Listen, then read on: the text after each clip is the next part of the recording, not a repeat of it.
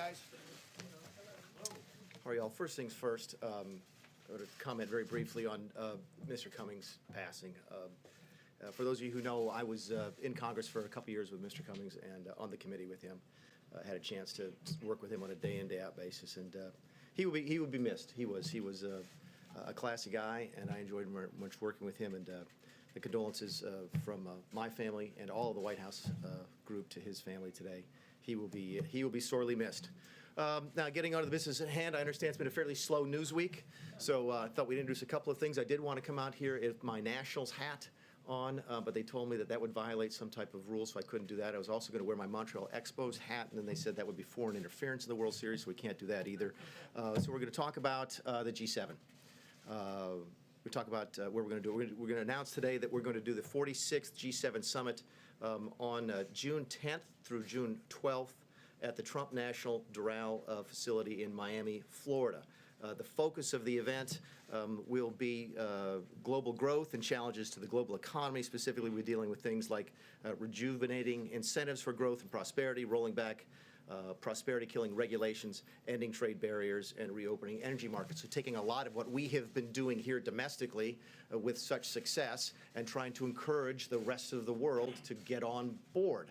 As we sit here and our economy does so well, you look all across the world right now, and the rest of the world is either at or near recession.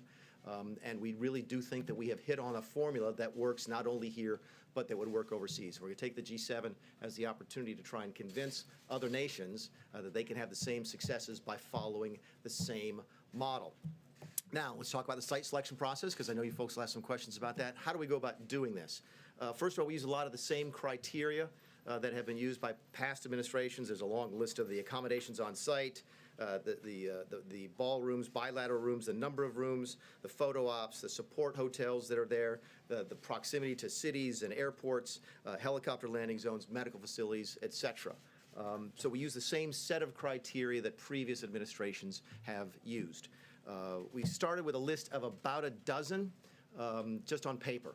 And we sent an advanced team out to actually visit 10 locations in several states. We visited California, Colorado, Florida, Hawaii, Michigan, North Carolina, Tennessee, and Utah. We got that list down to just under 10, and the advanced team went out to visit those. And from there, we got down to 4 finalists that our senior team went out to look at. They looked at, I think it was 1 in Hawaii, 2 in Utah, and then the Mar-a-Lago facility in Florida.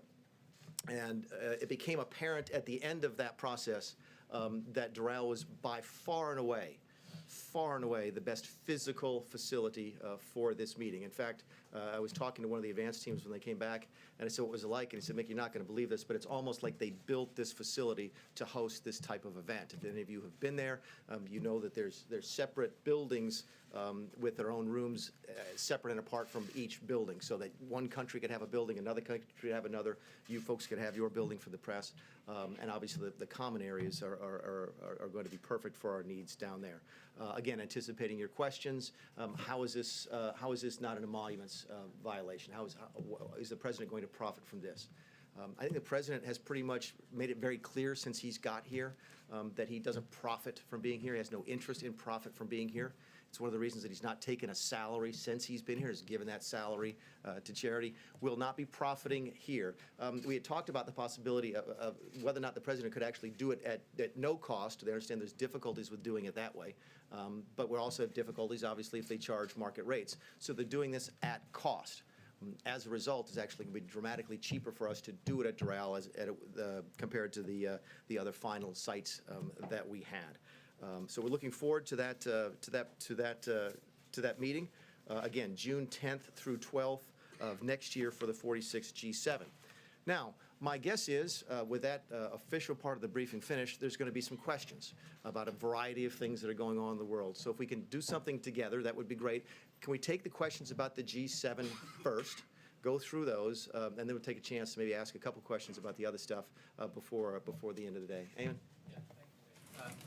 So how is this not just an enormous conflict of interest for the president to host the G7 at his own resort? And how will the president continue to criticize the Biden family for self-dealing at the same time he's doing this? Okay, a couple different things. First off, you're not making any profit. I think we've already established that. I think some... an opportunity. It's a huge, I've heard that before. I guess I've been the chief now for about 9 or 10 months, and I always hear, whenever we go to Mar-a-Lago, it's a huge branding opportunity. Whenever he plays, at Trump Mar-a-Lago. We play golf at Trump Bedminster. He goes to play golf at Trump up in Sterling. And everybody asks the question, is it not a huge marketing opportunity? I would simply ask you all to consider the possibility that Donald Trump's brand is probably strong enough as it is, and he doesn't need any more help on that. This is not like it's the most recognizable name in the English language and probably around the world right now. So no, that has nothing to do with it. That's why, listen, I was skeptical. I was aware of the political sort of criticism that we come under for doing it at Doral.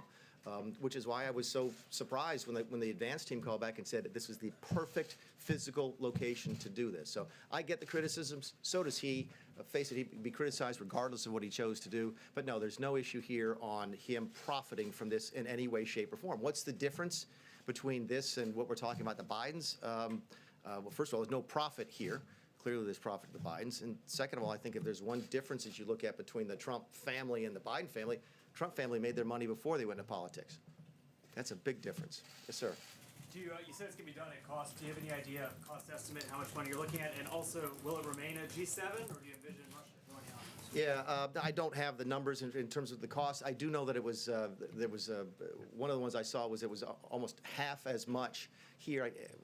I don't want to butcher the numbers, but it was millions of dollars cheaper by doing it at Doral than it was at another facility, and that was roughly 50% savings.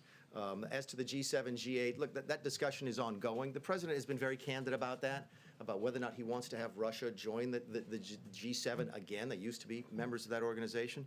And I think he's been fairly straightforward, not only to you folks, but to other leaders around the world, which is we go to the G7, and what dominates so much of the discussion? Russia, okay?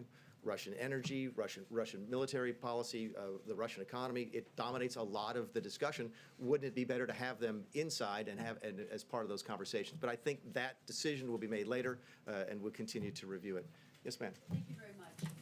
G7 summits have been held for decades, so how can you make the argument that this is the best place to hold it? Surely there were other places that this could be held, and you can't make the argument that the president's not going to profit because we can't know how much he might profit in the future, right?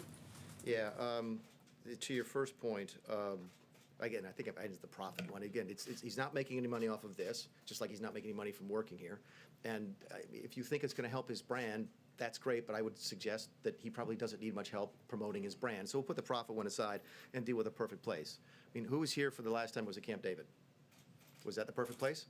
In fact, I understand the folks who participated in it hated it and thought it was a miserable place to have the G7. It was way too small. It was way too remote. My understanding is the media didn't like it because you had to drive an hour in a bus to get there either way. I take your point, but there have been other G7 summits. I've attended numerous G7 summits that have been perfectly fine according to the leaders who attended them.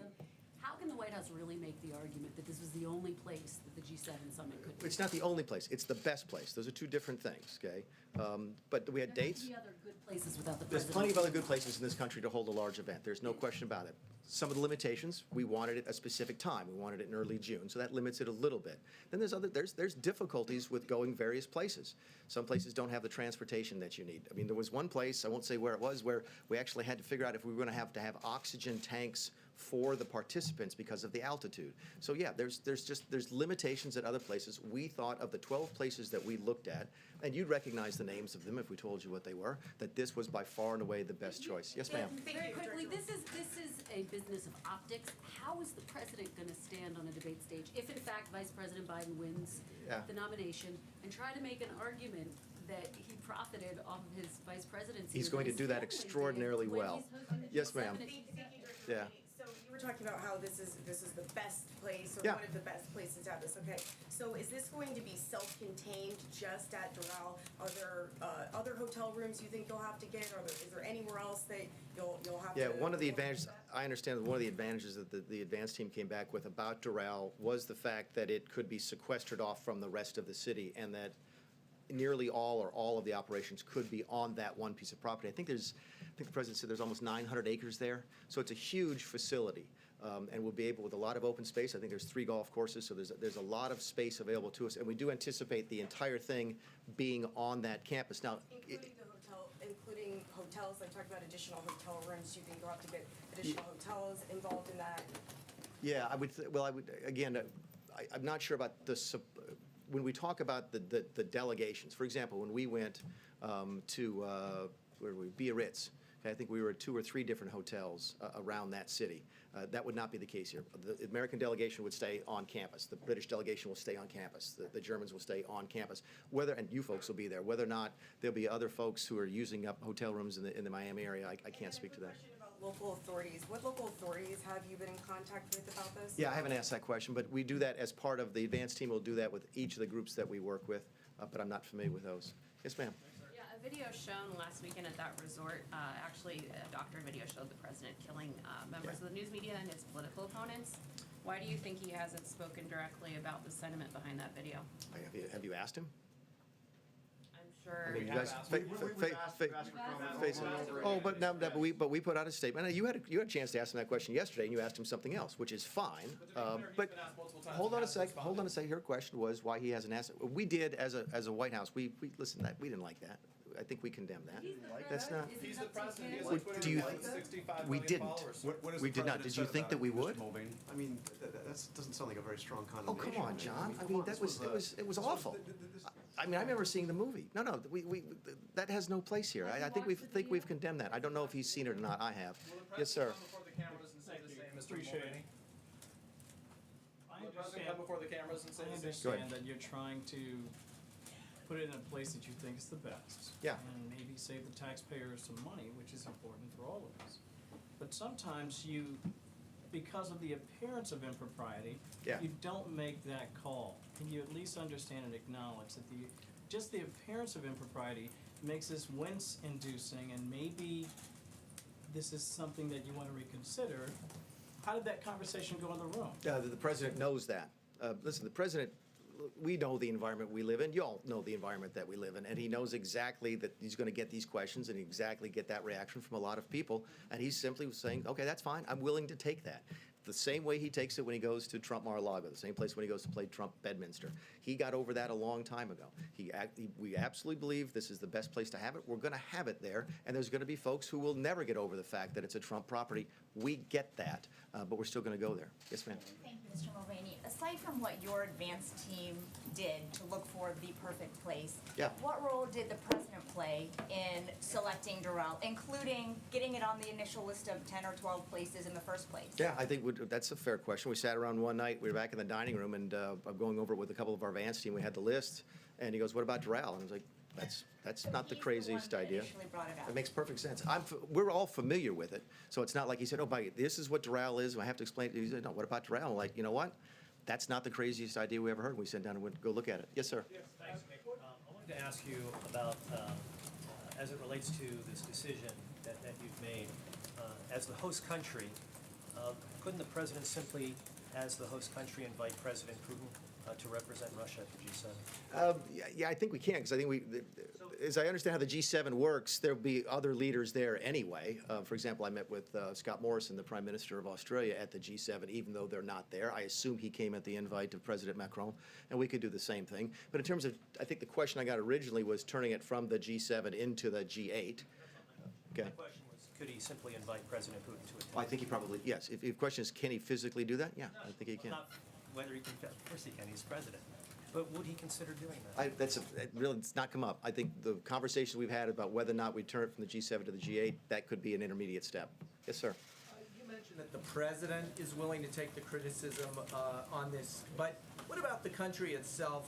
Is there any value to sending a message to the world, especially given that all that's happened with foreign interference and attempts at foreign interference in our country, that this president in this country is not open for the kind of self-dealing that happens in other countries? Is that not an important message to send when you're inviting the world to come here to the United States? No. What's your question? I have a non-G7 question. Any G7, any last G7 questions? I got one more. About the G7 Yeah. property, a couple of things. When you Yeah. say it's the best property for this to take place, so Yeah. the first question is, why has no other G7 ever been held there before? Because they didn't go look at it. So, I don't know. Why did they have it at Camp David? I mean, seriously, for those of you who were there, I'm a little bit familiar with it. I've talked to the folks up at Camp David because I was up there recently and asked, I said, didn't you guys hope, I think it was a G8 back then, 2004, something like that. And they said it was a complete disaster. I'm like, okay, I wonder how that happened. How did that decision get made? Last last G7 question then, if I can. You were Yeah. talking about the president's, this video where the president was seen shooting members of the media and others that was played at the Doral property there. They said that we haven't had the chance to ask him that question yet, which we have. But broadly, the president has tweeted 45,000 times. 45,000 times. How come the president hasn't used that Twitter account to more than 60 million followers to condemn it? You're his chief of staff. Yeah, the White House put out a statement about it. I mean, that's. Because he's tweeted I tell you 45,000 times. what, the next time you ask him, you guys, again, it's not like the man hides from you folks. Okay, I think he's done almost 100 face-to-face interviews with you. Okay. Anybody else on G7? Is there any precedent in your studying of the G7 of a G7 summit being held at a property owned by the president or a president? And my second question is, as you're looking at the content of what you want to do next year, it's Yeah. probably going to be hot in Florida in June. Will climate change be one of the issues that you discuss? The first question is, no, I don't know if another president has ever done. I don't know if another president has owned a property that was even considered for G7. So no, we haven't. I don't know the answer to that question. Climate change will not be on the agenda. Yes, sir. Thank you. President Trump has called for the exposure of the whistleblower on Ukraine. Are we done on G7 then? Is that the yes. collective? Is that the collective will? Yep. I got one gentleman. Yes, sir. Go ahead. Last one on G7. Well, you began your remarks talking about the passing of Mr. Cummings. Yeah. Just to show the American people that this is above board, are you going to share documents that show how you arrived at this decision with the Congress? No, but I would imagine we would share dollar figures with you afterwards. I mean, that's ordinary course of business. That shows the merits of each By the way, you're going to facility? get this answer a lot, okay? 'Cause I don't talk about how this place runs on the inside. So if you ask us, if you want to see our paper on how we did this, the answer is absolutely not. Yes, sir. Yes, there will almost certainly be a House Judiciary Committee hearing about this site selection. You think so? Jerry Nadler has already talked about that. Do you really think so? Do you think they have time to do that? Yeah. Will the administration participate, cooperate with that? You know, by the way, that's a fascinating question. I'd not thought that this would prompt a Judiciary Committee investigation. And on one hand, I'm thinking to myself, they don't have time to do it because they're too busy doing impeachment, right? And then I think to myself, no, this is entirely consistent with how they've spent the first 18 months in office, right? Or 12 months, however long they've been here. I guess it's been a year, right? They'd rather do that than talk about tax policy, then talk about drug policy, then talk about opioids, talk about health care. So that's a fascinating question. I don't know if there will be a Judiciary Committee inquiry into this. My guess is there probably will be, and we'll look forward to participating in it. Does anybody, these are all G7 questions are now. Okay, now we're moving on to something else. So who hasn't asked? John Carl has not asked a question yet. So actually, a clarification on your first statement on the G7. You said 5 finalists, and you said Mar-a-Lago was one of the finalists too? Yeah, 4 finalists, I think. We started with 12 on a sort of a list. With the team visited, the sort of a first team visited 10 of those, and I think identified the states. We then got our senior team down, and they visited 4, of which Mar-a-Lago was 1. There was 1 in Hawaii and 2 in Utah. So you're telling me that in the entire United States, you came down to 4 finalists, and 2 of them were Trump properties? No, 1. Mar-a-Lago. I'm sorry. I'm sorry. Okay, so No, just I'm sorry. I missed Doral. Yes, Doral. I'm sorry. Yes, no. Okay, yeah. so.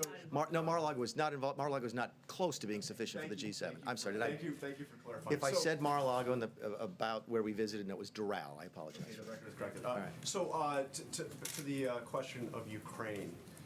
Yeah. Can you clarify, and I've been trying to get an answer to this, was the president serious when he said that he would also like to see China investigate the Bidens? And you were directly involved in the decision to withhold funding from Ukraine. Can you explain to us now definitively why? Why was funding withheld? Sure, let's deal with the second one first, which is, look, it should come as no surprise to anybody. The last time I was up here, I haven't done this since I was chief of staff, right? Last time I was up here, some of you folks remember, it was for the budget briefings, right? And one of the questions y'all always ask me about the budget is, what are y'all doing to the foreign aid budget? Because we absolutely gutted it, right? President Trump is not a big fan of foreign aid. Never has been, still isn't. Doesn't like spending money overseas, especially when it's poorly spent. And that is exactly what drove this decision. I've been in the office a couple times with him talking about this. I said, look, Mick, this is a corrupt place. Everybody knows it's a corrupt place. By the way, put this in context. This is on the heels of what happened in Puerto Rico, when we took a lot of heat for not wanting to give a bunch of aid to Puerto Rico because we thought that place was corrupt. And by the way, it turns out we were right. All right, so put that as your context. He's like, look, this is a corrupt place. I don't want to send them a bunch of money and have them waste it, have them spend it, have them use it to line their own pockets. Plus, I'm not sure that the other European countries are helping them out either.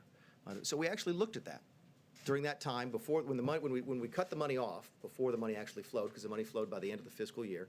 We actually did an analysis of what other countries were doing in terms of supporting Ukraine. And what we found out was that, and I can't remember if it's zero or near $0 from any European countries for lethal aid. You've heard the president say this, that we give them tanks and the other countries give them pillows.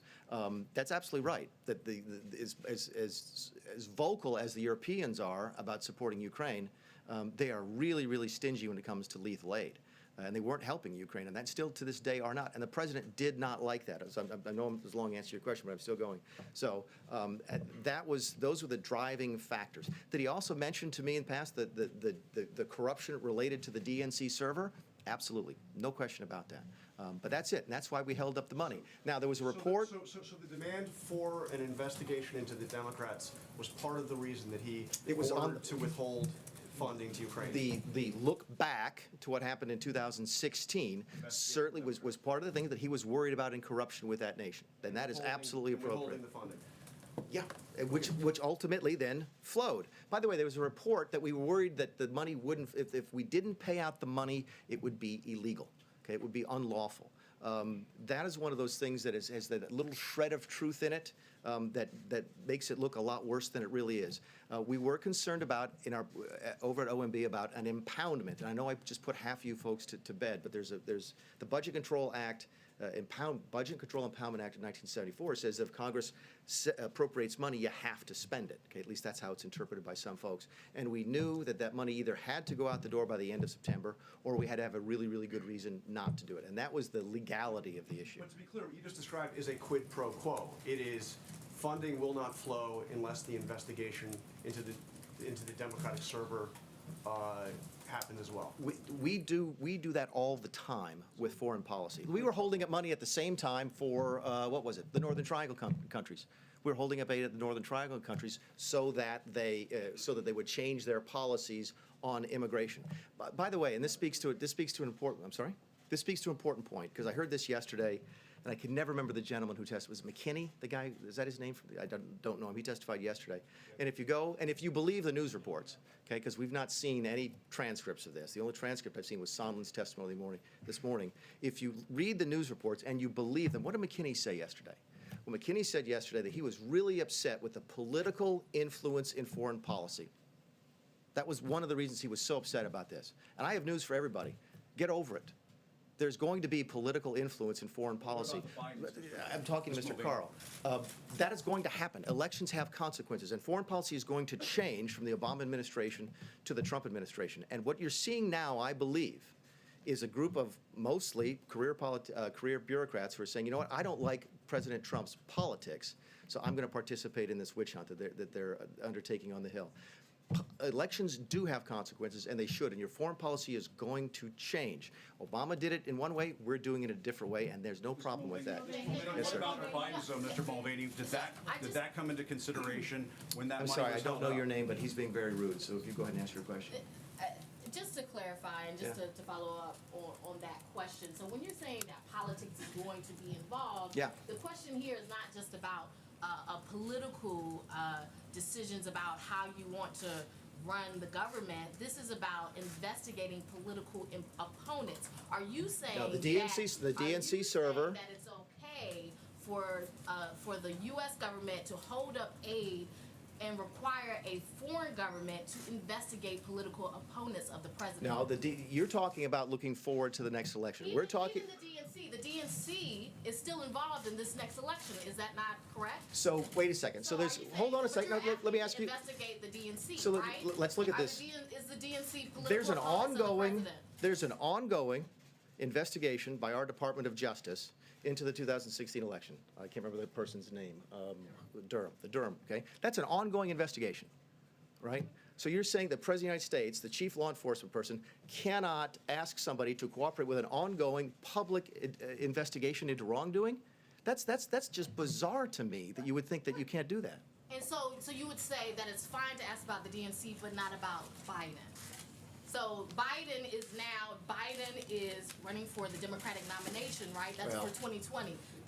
That's So are you a drawing hypothetical, because distinction? that did not happen here. No, But I would ask you. No, on the call, the president did ask about investigating the Bidens. Are you saying that the money that was held up, that had nothing to do No, with the, the yeah, Bidens? no, the money held up had absolutely nothing to do with Biden. There's no question, and that was the point I made to you. And you're drawing a distinction. You're saying Now, that it would there be were wrong to three hold that factors. money for Again, the I was involved with the process by which the money was held up temporarily. Okay, 3 issues for that: the corruption in the country, whether or not other countries were participating in the support of the Ukraine, and whether or not they were cooperating in an ongoing investigation with our Department of Justice. That's completely legitimate. Yes, sir. Thank you. Regarding the secretary over at the State Department, the Deputy Assistant Secretary for European and Eurasian Affairs, George Kent, reportedly testified that you asked him to step down from any issues regarding Ukraine. Is that true? Do you? Who said that? It was George Kent. I'm sorry, I don't know who that is. Is that somebody who testified this week? I don't believe I've ever talked to anybody named George Kent in my life, nor have I asked anybody to resign their position over this. And also, another thing is that there have been reports that you had been conducting a review of the phone call with Vladimir Zelensky, the Ukrainian president, and the question is, what are you doing? Is that true? Do you acknowledge that you've been conducting that review, I mean, or was the call just perfect, as the president has said? Again, no one here had any difficulty with the call. We do think the call is perfect. We don't think there's any difficulty with the call at all. I read it several times. By the way, it was not on the call. Somebody in my office was on the call. No one raised any difficulty with me on the call at all. I understand that, in fact, no one on the call in here thought there was any difficulty with it. Let's get to your point about what we're doing inside. So was this an attempt to actually uncover the whistleblower? No. Here's what it is. It's like, look, if you're having the House do what they're going to do, doesn't it simply make sense for us to sort of try and find out what happened? This is one of the questions I don't understand from you folks that we get all the time, which is some of you have criticized us for having a war room. Okay, which we don't, by the way. You don't have a war room when you haven't done anything wrong. Clinton certainly had a war room. I think Nixon did, but they actually did something wrong. We didn't, so we don't have a war room.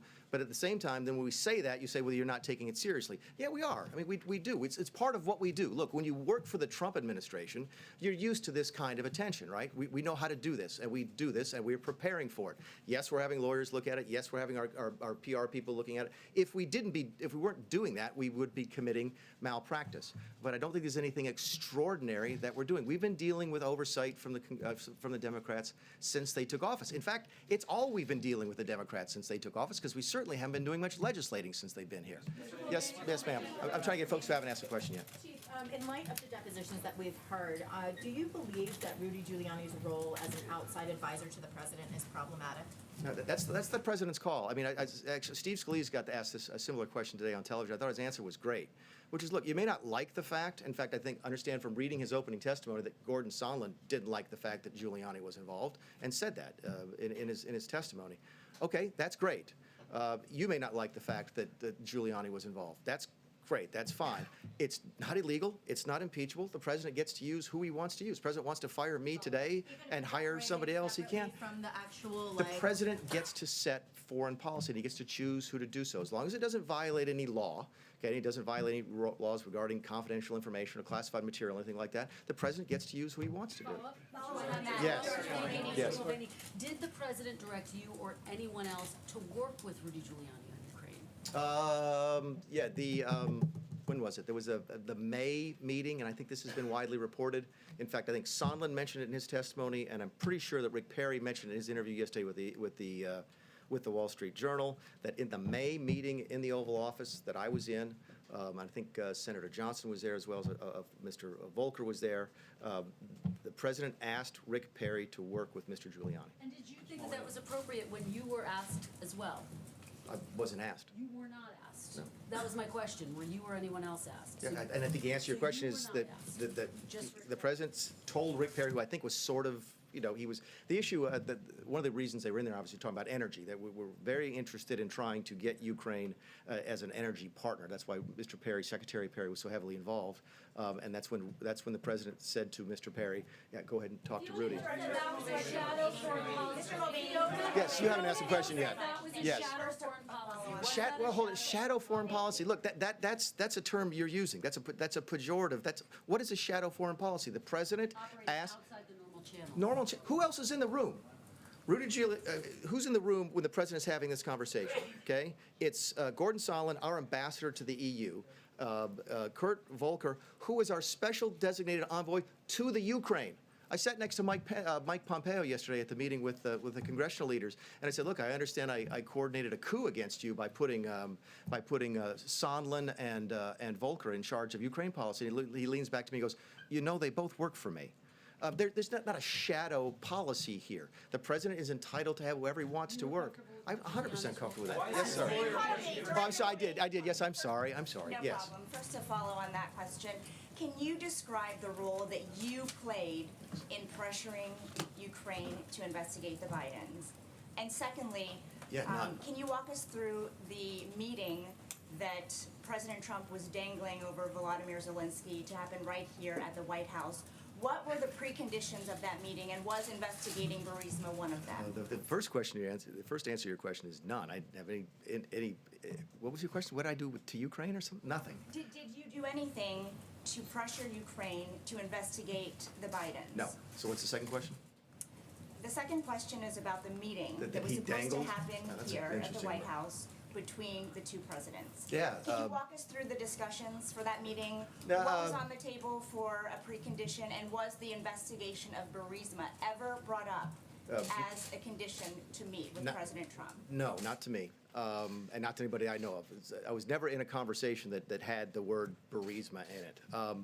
But as Sorry, to investigating the Bidens then. okay, or the Bidens, that never happened with me in there. But to the larger point about the meeting, I think one of the things that y'all have missed is the president didn't want to take the meeting. The president didn't want to have a phone call. That was Mr. Rick Perry was pushing for that. He said, "I'll see you here at the White House," didn't he? At the end, yes, but I think that was a courtesy that he was extending at the time, and he's not been here yet. But So he was never realistically entertaining a meeting with President Zelensky?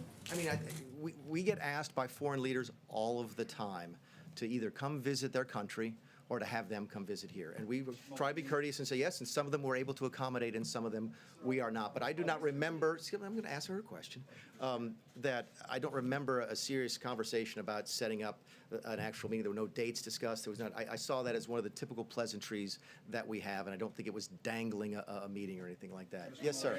Is the president still planning to welcome President Erdogan at the White House on November 13th? Yeah, I think that depends on how the next couple of days go. It's still on the schedule, and I understand that Vice President Pence's meeting is going much longer than it's expected today. I hope it's not going. I hope they're not having a press conference right now. But I think that's one of those wait and see things. The president's been very clear about what he wants to see out of President Erdogan. He wants a ceasefire now. He wants prisoners protected. I think, go down the long list of the things the president has mentioned to President Erdogan. And if we're able to get that, then I think that meeting can go forward. If not, then I think the president will review that possibility. Yes, ma'am. Gordon Sondland, sir. You just said, you just said you were involved in the process in which, the money being held up temporarily. You named 3 issues for that: the corruption in the country, whether or not the country, they were assisting with an ongoing investigation of corruption. How is that not an establishment of an exchange, of a quid pro quo? You just seem to. It's quid pro quo. Those are the terms. Those are the terms that you use. I mean, go look at what Gordon Sondland said today in his testimony. Was that I think. In his opening statement, he said something along the lines of they were trying to get the deliverable, and the deliverable was a statement by the Ukraine about how they were going to deal with corruption. Okay, go read his testimony if you haven't already. And what he says is, and he's right, that's absolutely ordinary course of business. This is what you do. When you have someone come to the White House, when you either arrange a visit for the president, you have a phone call with the president, a lot of times we use that as the opportunity to get them to make a statement of their policy or to announce something that they're going to do. It's one of the reasons we can then, you can sort of announce that at the, on the phone call or at the meeting. This is the ordinary course of foreign policy. Yes, I'm sorry. Why, Mr. Mulvaney, is it appropriate for any president or this president to pressure a foreign country to investigate a political opponent? Every time I get that question, that's one of those things about, it is, but so is, when did you stop beating your wife? It assumes that the president has done that. We haven't done that. I said Mr. Trump or I'm any president. going to talk about what this president did. Yes, ma'am. The president's personal attorney, Rudy Giuliani, said he sees his work as the president's personal attorney as intertwined with the president's national agenda when it comes to Ukraine. Do you see those issues as intertwined? Is his political interest as a president, as a political candidate, is that intertwined with the national interests? Yeah, I don't know how to answer that question except that, I mean, Mr. Giuliani is his personal lawyer, and the president wants to use him. Personal attorney to be working in Ukraine on issues that are supposed to be national issues. Mr. Giuliani says there's an attorney-client privilege issue because he was working in the president's interest. Is that appropriate for his personal attorney to be working in his interest? I don't know of anything inappropriate about that. Yes, sir. Mr. Mulvaney. Oh, yeah, I'm sorry, the lady in the back is very nice. Yes, ma'am. Thank you, Mr. Mulvaney. You said that the U.S. foreign policy will change, not like previous administrations. How does the president respond about North Korea's break off talks with the U.S. recently? If the question is responding to breaking off talks, is there news in the last couple of days on that? Yes, October 5th, Stockholm and Sweden. Okay, I'm sorry, I'm just not briefed on that, I apologize. Yes, sir. Thank you, Mr. Mulvaney. Yeah, and I'll take one more after this. There have been published reports that you were objecting within the president's official family to the appointment of Ken Cuccinelli as to head up the Department of Homeland Security. Is that so? And if so, what is your objection to his possible appointment? I have none, and I think Ken will be good at the job. Yes, ma'am. Sorry, did I really ignore you the whole time you're sitting in the front row and I haven't asked you a question yet? I'm sorry. Same with me, Mr. Mulvaney. So, if there was no quid pro quo in the call, if it was routine, if he didn't even want to do it, and, it's all's on the up and up, why did it have to go into this more restrictive server? Why was it moved from the one server to the other? All right, let's good, I'm glad we got that. It's a good one to finish on. I'm not going to answer your question the way you want me to, but I'm going to answer your question, so give me just a second. I am not going to sit here and talk about how we handle classified information in this building, okay? I got a couple questions before about my private conversations with the president. I don't talk about those either. I'm not going to talk about that, but I do want to address it, and here's why. There's only one reason people care about that, right? And it's because they think there's a cover-up. They hope there's some of them hope that there's a cover-up, that, oh my goodness gracious, there must have been something really, really duplicitous, something really underhanded about how they handled this document, because there must be a cover-up, because there's always a good cover-up when we've got an impeachment, right? Nixon had a cover-up of the tapes, Clinton had a cover-up of the relationship with Lewinsky. There must be a cover-up here, right? Let me ask you this. If we wanted to cover this up, would we have called the Department of Justice almost immediately and had them look at the transcript of the tape, which we did, by the way? Right? If we wanted to cover this up, would we have released it to the public? And by the way, I'm glad that now all of this concern about how the document has been edited and what do these ellipses stand for, because I heard Adam Schiff go on television yesterday, or yesterday, the day before, and say, we don't need to hear from the whistleblower anymore, because now we have the transcript of the memorandum of communication, memorandum of document, okay? Everyone wants to believe there's a cover-up. You don't give stuff to the public and say, here it is, if you're trying to cover something up. So I'm not going to answer your question by explaining how we handle documents in this building. All I'm telling you is that you can stop asking the questions in there because there's no cover-up, and I can prove it to you by our actions. Look, I know we could do this all night. No, I'm not going to take any more. But it's nice to see everybody. Thanks again. All right. You did take a question. Why are you afraid to take questions from CNN, sir? Sir, why isn't the EU ambassador involved with Ukraine?